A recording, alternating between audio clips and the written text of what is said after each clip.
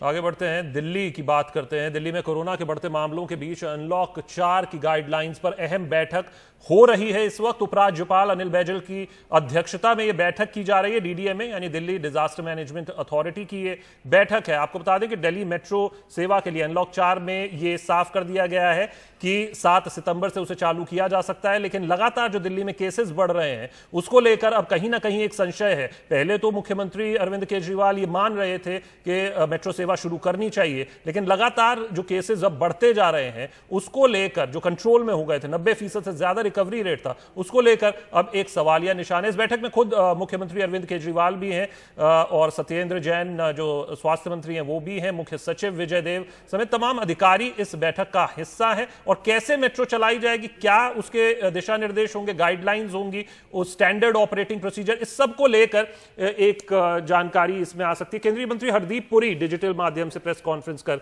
इसकी जानकारी देंगे। हमारे साथ शरद शर्मा हमारे साथी जुड़ रहे हैं। शरद, एक ऐसे वक्त में जब नंबर बढ़ रहे हैं तब क्या सचमुच में मन बना रही है दिल्ली की सरकार मेट्रो खोलने का? देखिए, दो तर्क हैं। एक तो दिल्ली सरकार यानी कि चुनी हुई सरकार अरविंद केजरीवाल सरकार जो है वो लगभग ये मान के चलिए कि मई के महीने से ही ये मांग कर रही है कि मेट्रो को अलग अलग फेजेस में खोला जाए। तो अब केंद्र सरकार ने ये मांग मान ली है और पूरे देश के लिए कह दिया है।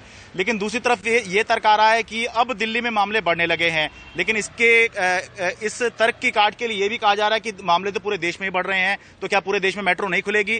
केंद्र सरकार ने ये देखते हुए कि पूरे देश में मामले बढ़ रहे हैं, चाहे वो महाराष्ट्र हो, चाहे वो यूपी हो, जहां जहां मेट्रो हैं, सभी जगह अगर मामले बढ़ रहे हैं उसके बावजूद भी केंद्र सरकार ने अगर अलाउ किया है तो कुछ सोच समझ के अलाउ किया गया होगा। लेकिन फिर एक बात यह भी आती है कि जब केंद्र सरकार ने जब सारी जगह होटल खोल दिए थे तब भी दिल्ली में होटल नहीं खोले गए थे। तो इसीलिए अभी तक इस बात पे सस्पेंस है कि क्या दिल्ली में मेट्रो खुलेगी या नहीं खुलेगी। हमें यह ध्यान रखना होगा कि केंद्र सरकार 29 अगस्त को ही अनलॉक 4 की गाइडलाइंस जारी कर चुकी है, लेकिन दिल्ली सरकार ने अभी तक अनलॉक 4 की गाइडलाइंस केंद्र के हिसाब से जारी नहीं की है।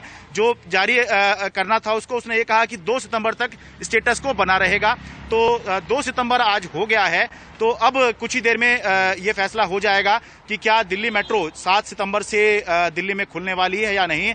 1 घंटे से ज़्यादा का समय हो चुका है। इस वक्त मैं राजभवन पे हूँ, उपराज्यपाल निवास है, यहाँ पर बैठक चल रही है और अब से ये माना जा रहा है 10 से 15 मिनट के अंदर ही संभावना है कि ये मीटिंग खत्म हो और फिर ये साफ हो जाए कि मेट्रो खुलेगी या नहीं खुलेगी और बाकी जो गाइडलाइंस केंद्र ने दी है उसके आधार पर दिल्ली अपना क्या फैसला करने वाली है।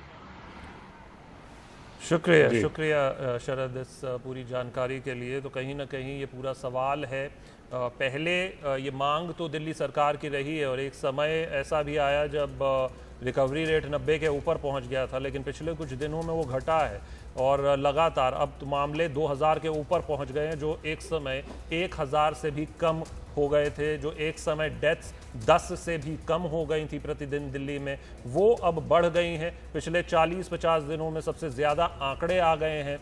तो एक बार फिर से ग्राफ ऑन द राइज है, इसको लेकर ही ये पूरी माथापच्ची की जा रही है कि क्या किया जाए, क्या सही होगा। लेकिन केंद्र ने अपनी गाइडलाइंस दे दी है, मेट्रो चालू की जा सकती है 7 सितंबर से की जानी चाहिए।